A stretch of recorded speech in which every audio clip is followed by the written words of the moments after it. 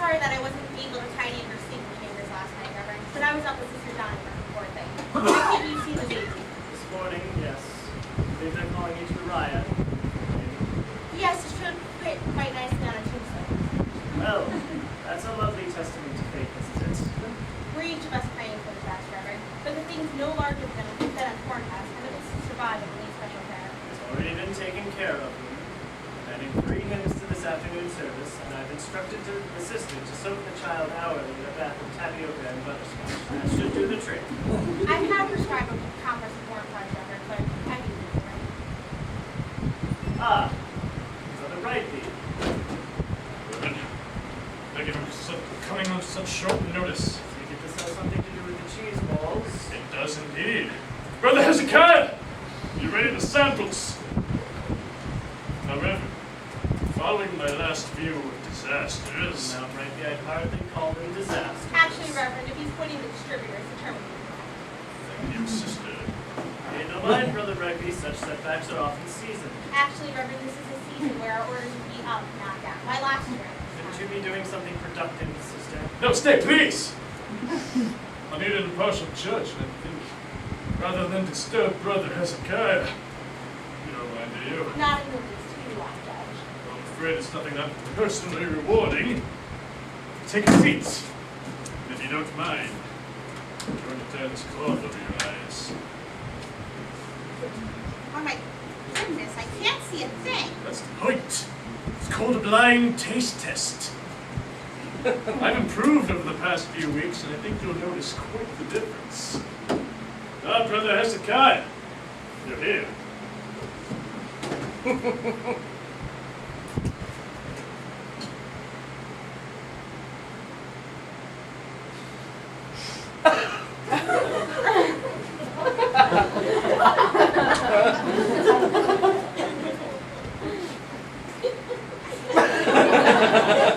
All right, then, let's begin, shall we? Our system.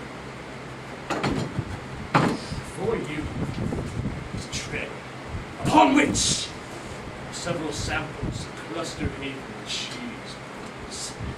One made by me, the other by my predecessor, Sister Donderstock. Now begin with the traditional variety. Can you, sister, taste difference? The elimination of one sense sharpens the others. Fascinating. Well, the first tastes much like the cheese balls I've had in the past. A bit bolder, perhaps, but that's most likely due to advanced state. Second.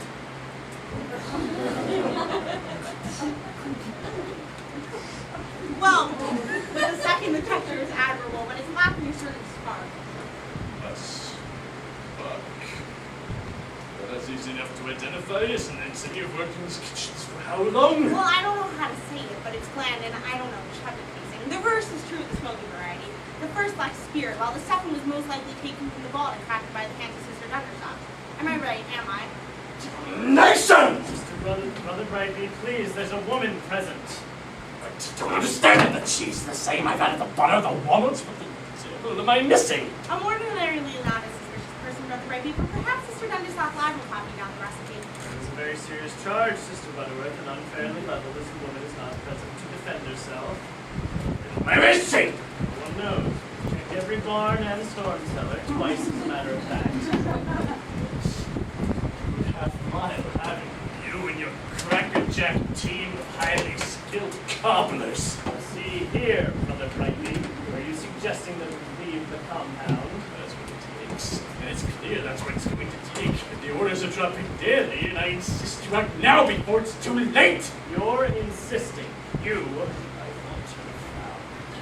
We're all concerned, Brother Brightbee, but we can't just simply leave the grounds. You know that. The best I can do is write a letter to the Council of Parishes asking them for permission.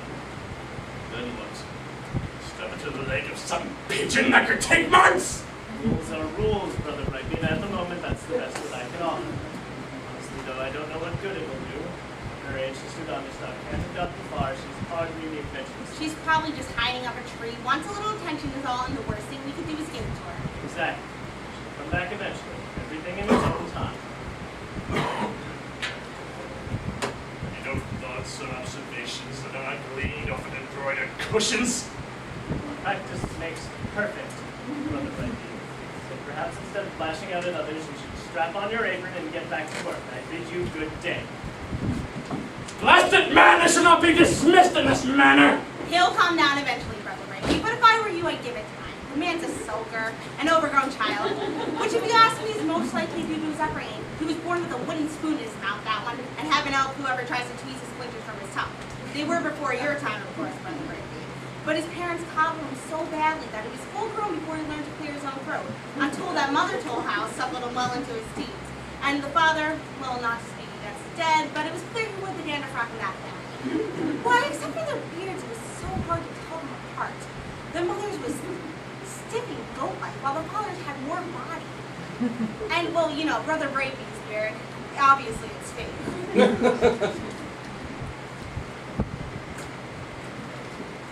Ordering 6 medium Williamsburgers all day at a time with 2 sides of the John Browns. Cecily, your hotcakes are up. Curtis, could you pass me a few more of those monkey dishes? Thanks much. There's 5 tacos, 12. Sit them up, Cecily, and I'll be right there. I just want to marry the last piece ketchups before the rush. Check, please, Liz. Here you go, Rudy, and remember, don't quit 5 minutes before the miracle. It's easy for you to say. Well, it's not my place to 12-step anyone, but in times like these, you've got to fake it till you make it. I'm trying. It's just all that God stuff I'm getting from my sponsor. Well, if you don't believe in a higher power, try jumping in the air and staying. How could I? Maybe you're right. Thanks, Liz. Liz, did you close last night? Yes, I did, and to answer your question, the soft copies are registered left under the order sheets. Thank you, ma'am. And oh, there's talk about potluck after this Sunday's volleyball game. Sounds great, Mr. T. What should I bring? I love those popovers you brought last week. They're a little too rich for Conrad, but that just means there'll be more for me. You, sir, are naughty. I'm so glad you can make it. We'll be closing early and everyone will be there. Well, all except for Donny. I thought it might help to cure his attitude problem, but what can I do if he won't even meet me halfway? Yes, excuse me. Oh, I'm sorry, how many in your party? I wouldn't. No. A group of us have driven up from the city, and we were looking for that squeamish community called Cluster Haven. We were hoping you might buy a few dozen of those cheese balls. You know the ones I'm talking about. Everybody knows those cheese balls. Simply expensive back in the city. We were hoping you might buy them directly in the village. I wouldn't count on it. Those squeamish people pretty much keep to themselves. In fact, I don't think I've ever seen one in person. How about you, Liz? Drinking kills feelings. I'm sorry, but is that answering my question? What you want to do is take a left out of the parking lot, follow Route 15 until you come to 420 West, exit at Cumberton, and pretty much anyone you run into can point you to Cluster Haven. And do you happen to know if there's an authentic restaurant in the area? If it's good food you're after, why don't you take a seat? We'll have Liz here set you up with some nice Johnny cakes. Yes, well, I don't think I can, but Johnny. Thanks, anyway. I think you beat that. Yeah. Some people. Well, I better go get to that food. Do you mind if you let Cecily get that? Listen, I was going to save this for later, but can I have a word with you? Sure, Mr. T. Is there a problem? Well, yes and no. I didn't want to say anything before I knew for sure, but it looks like they pegged me for that district managerial position in the Quad Cities. Oh, Mr. T, that's great. It'll mean leaving my sponsor and my home group, so I'm a bit nervous. Conrad and I could really use money, but still, the Quad Cities, it's such a big move. Just bring the body and the mind will follow. District manager, you're going to be wonderful at it. We'll be needing someone to run this place, and I might as well tell you that I put your name in Peter's. Me? Mr. T, I've only been working here for 2 months. But what about Cecily or Chad? They've got much more experience than I do. The others are good, solid service staff, but they're just not management material. I want you, Liz. Manager? I don't know what to say. This is all happening so fast. Well, don't go signing the time cards just yet. We all love you to death, don't get me wrong, but Peterson thinks, well, the problem is you're sweating. I mean, everybody likes a hard worker, but it puts off some of the customers. Don't worry, I understand. So hold on now. You're still in the running, and I think I might have a way to make this work. See, as part of the application process, we're going to need you to take a physical. Physical? Oh, Mr. T, gee, I don't Oh, know. it's just a formality. Well, the folks upstairs like knowing that their managerial candidates are in tip-top shape. I'm going to give you the name of my doctor in comfort. She's been sober for 8 months now, and is a super nice lady. If you want, I can give you a ride over. Doctor, I don't know. Well, it won't take more than half an hour. It may be. You can find out if there's anything you can do about the sweating. Sometimes it's just a question of diet or whatnot. It can't hurt to ask. And do you really think I'd make a good manager? I know you would.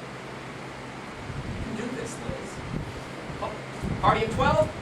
Come right this way. Promise me you'll at least think about it.